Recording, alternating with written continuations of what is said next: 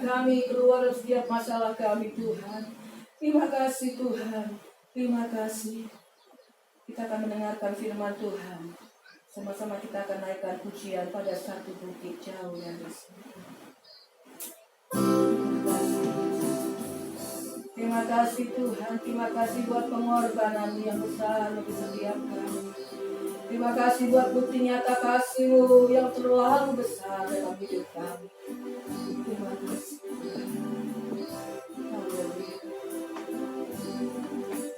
Ada satu bukit. Terima kasih.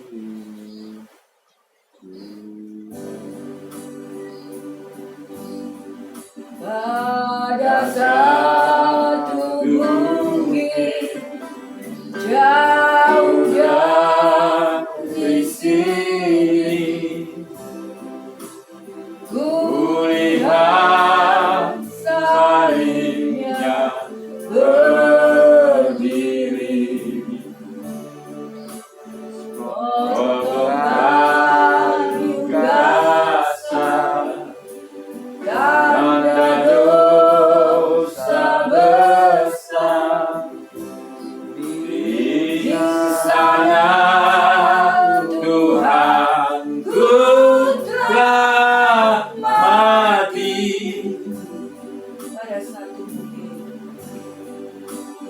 Pada satu bukit jauh dari sini, kulihat salibnya berdiri.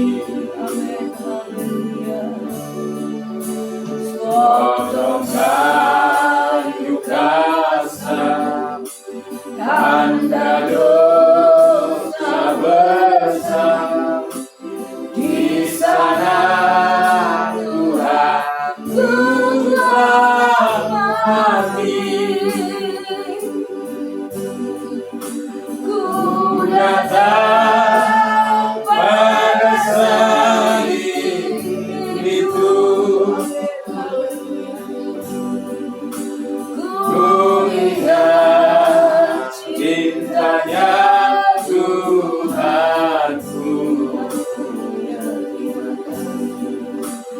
dan ku jatuh pada kakinya, sangat ku dapat ampun dosa. Lebih lagi katakan Ada satu bukit jauh dari sini, kulihat salibnya berdiri. Potong kayu kasar, tanda dosa besar, di sana Tuhan ku mati. Ku datang pada salib itu, ku ingat cintanya Tuhanku, dan ku jatuh pada kakinya, sangat ku dapat ampun dosa. Saya ingatkan perkataan Yesus saat dia di atas kayu. Dia katakan sudah selesai. Ada banyak makna yang kita bisa dapatkan dari perkataan sudah selesai. Dia sudah menyelesaikan setiap dosa-dosa kita. Sudah tidak ada kutuk lagi kita kepada Tuhan.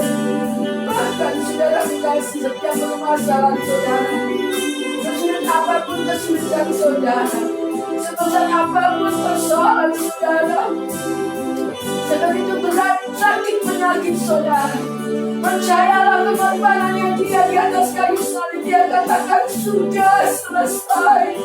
Dia selesaikan itu semua. Dia sudah berikan mukjizat atas setiap kita. Dia sudah berikan kuasa. Dia sudah berikan semua yang terbaik bagi setiap kita. Sehingga saat ini kita patut bersyukur. Dan kita mau katakan, Tuhan, aku bangga punya Engkau. Engkau sudah selesaikan sakit penyakitku sehingga aku sembuh. Engkau sudah selesaikan setiap masalahku sehingga aku mengalami kemenangan. Dan Engkau sudah selesaikan setiap kelemahan kelebihanku. Ganti kekuatan yang baru, ganti sukacita yang baru yang tidak dapat diberikan oleh dunia ini. Nyanyikan pujian saudara dan syukur saudara kepada Dia, bahwa saudara bangga punya Yesus Tuhan dalam kehidupan saudara.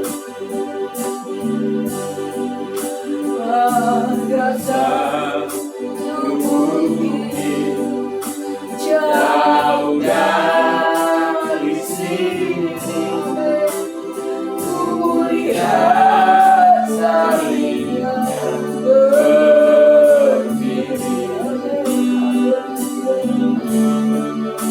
Sepotong kayu kasar,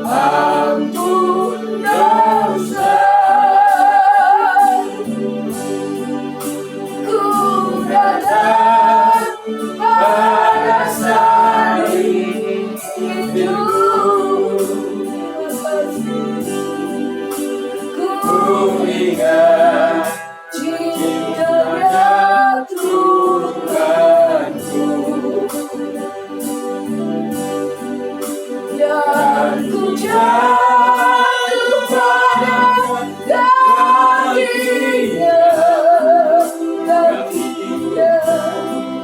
sayangku dapat ampun dosa.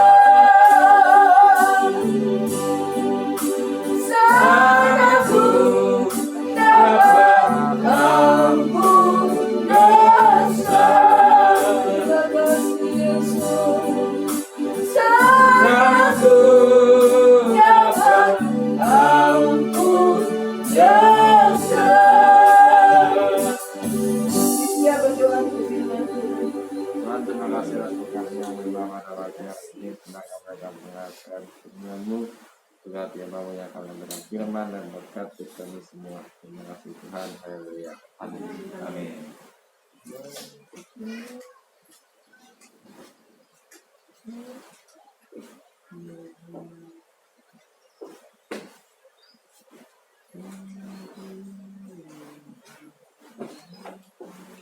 Ya, puji Tuhan. Selamat pagi bagi kita pada pagi hari ini. Ya, kita datang beribadah bersyukur kepada Tuhan di hari ini, hari memperingati kematian Yesus Kristus. Ya, 2021 tahun yang lalu, ya, Yesus disalib. Dan kalender seluruh dunia itu tanggal merah, ya, mencatat di seluruh dunia. Puji Tuhan, ya. Jadi anak Tuhan, ya, bersyukurlah kalau kita betul-betul sudah, ya, menerima Yesus Kristus sebagai Tuhan dan Juru Selamat dalam hidup kita. Kematian Yesus di kayu salib adalah sebuah mukjizat terbesar yang Tuhan kerjakan dalam hidup kita. Oleh karena itu, ya, tetap setia kepadanya, jangan pernah tinggalkan Tuhan. Baik, kita akan mendengarkan firman Tuhan di dalam Markus pasal 10 ayat 5.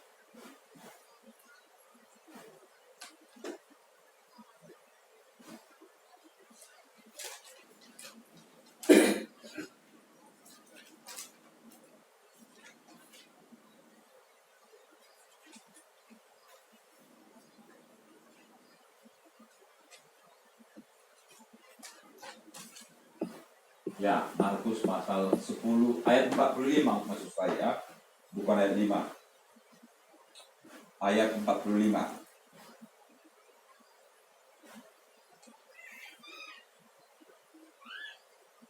Ya, sama-sama kita baca. Markus pasal 10 ayat 45, 2, 3 ya. Karena anak manusia juga datang bukan untuk dilayani, melainkan untuk melayani dan untuk memberikan nyawanya menjadi tebusan bagi banyak orang. Puji Tuhan. Ya, jadi anak-anak Tuhan bahwa Yesus, dia adalah Tuhan yang menjelma jadi manusia. Ya, kenapa Tuhan menjelma jadi manusia? Supaya manusia yang berdosa ini, ya, melihat satu sosok manusia, ya, yang hadir di dunia ini, dia tidak berdosa, ya. Jadi saya ulangi, kenapa Tuhan menjelma jadi manusia? Supaya manusia yang berdosa melihat satu teladan atau satu sosok manusia yang tidak pernah hidup di dalam dosa, walaupun di tengah-tengah manusia berdosa. Ya, puji Tuhan. Jadi bahwa, ya, kita tahu semua manusia sudah berdosa, enggak ada satu manusia yang enggak berdosa. Nah, itulah sebabnya, ya, Tuhan menjelma jadi manusia. Jadi manusia yang hadir di tengah-tengah manusia, jadi semua, ya, perasaan manusia, rasa lapar, rasa letih, ya, diusir, dicambuk, ya, ditolak, ya, diludahi, dia alami semuanya. Bahkan sampai dia menyerahkan nyawanya. Jadi seluruh kehadiran Yesus di dunia ini, seluruh pelayanan Yesus di dunia ini adalah sebuah pelayanan yang ditunjukkan, sebuah pelayanan atau sebuah pengorbanan. Jadi Yesus berkorban untuk semua manusia, tidak terkecuali. Karena ayat yang kita baca saya katakan apa? Bahwa karena anak manusia juga datang bukan untuk dilayani, melainkan untuk melayani dan untuk memberikan nyawanya menjadi tebusan bagi banyak orang.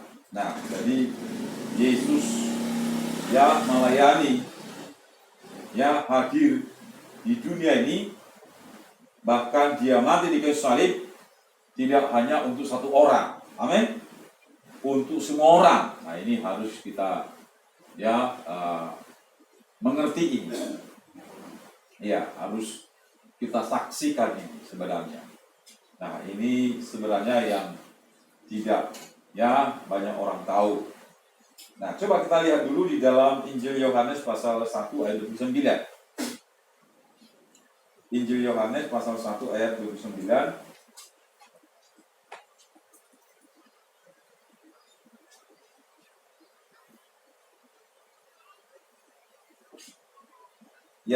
Kita baca Injil Yohanes pasal 1 ayat 29, 2, 3, Pada keesokan harinya, Yohanes melihat Yesus datang kepadanya, dan dia berkata, "Lihatlah anak domba Allah yang menghapus dosa dunia." Nah, puji Tuhan. Jadi Yohanes Pembaptis, dia menyaksikan bahwa Yesus itu sebagai anak domba Allah yang menghapus dosa dunia. Nah, puji Tuhan. Jadi tidak ada yang lain yang bisa menghapus dosa manusia selain melalui pengorbanan Yesus Kristus. Nah, jadi tidak ada manusia bisa menghapus dosanya sendiri. Hanya Tuhan Yesus melalui dia mati di salib, darahnya tercurah, maka dosa manusia dihapus, disebutkan, diampuni. Jadi semua dosa manusia. Tetapi yang percaya, di dalam Injil Yohanes pasal 3 disebutkan ayat 16, karena begitu besar kasih Allah akan dunia ini sehingga ia mengaruniakan anak yang tunggal supaya setiap orang yang percaya kepadanya tidak binasa. Jadi harus percaya. Nah, kalau nggak percaya, dosanya ikut dihapus enggak? Ya nggak ikut, dosanya tetap.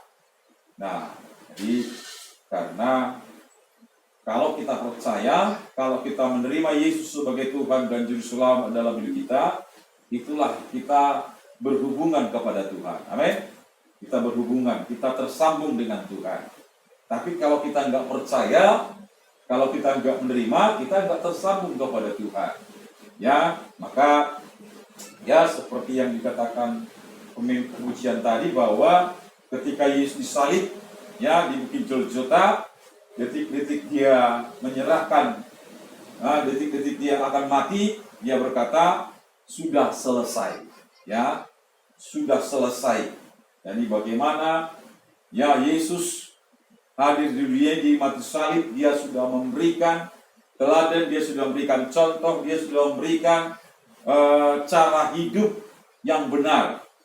Jadi kalau sudah ada manusia, sosok manusia memberikan satu contoh, satu teladan yang benar, maka kalau orang meniru, kalau orang mengikutnya, kalau orang percaya, maka semua manusia akan selamat. Amin.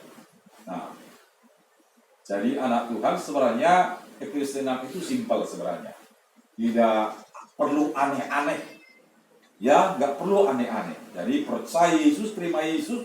Nah, begitu kita percaya Yesus, terima Yesus, lah kita mencontoh, mengikuti teladan Yesus. Amin. Ikut teladannya. Nah, ikut apa yang dikerjakannya. Apa yang dikerjakan Yesus. Maka saya katakan tadi di dalam Injil Markus pasal 10 ayat 25 tadi sebutkan anak manusia datang bukan untuk melayani tapi untuk melayani. Ya, dia melayani yang kepada semua orang tidak terkecuali. Kepada semua orang. Ya, kepada semua orang, tidak pilih-pilih. Ya. Tetapi pada akhirnya tentu orang yang dilayani itu ada yang percaya, ada yang nggak percaya. Lah, disinilah menjadi sebuah ya anugerah. Kalau percaya itu sebuah anugerah, amin. Tapi kalau nggak percaya, berarti ya kesalahan bukan pada Tuhan. Kenapa? Karena Tuhan sudah memberi yang satu contoh, satu cara hidup, satu ya teladan hidup ya manusia. Nah, jadi Yesus itu adalah sebuah teladan, sebuah contoh ya, di mana kalau ada teladan, kalau ada contoh ya, dan kita tiru, kita lakukan, kita pasti yang selamat. Dan ya, apa yang dikerjakan oleh Yesus, pelayanan yang dikerjakan oleh Yesus, sebaliknya itulah yang dikerjakan oleh iblis. Ya, sebaliknya itulah yang dikerjakan oleh iblis. Ya, mengacau. Ya, Yesus memberikan damai sejahtera, tapi iblis memberikan apa? Kesusahan. Ya, iblis memberikan kehancuran. Iblis memberikan apalagi? Ya, persoalan, masalah. Iblis memberikan apalagi godaan. Ya, supaya manusia melakukan kejahatan. Jadi, kebalikan yang dilakukan oleh ya iblis itu adalah ya sebuah pemberontakan. Nah, jadi apa yang dikerjakan oleh iblis sama juga supaya pengikutnya meninggikan dia.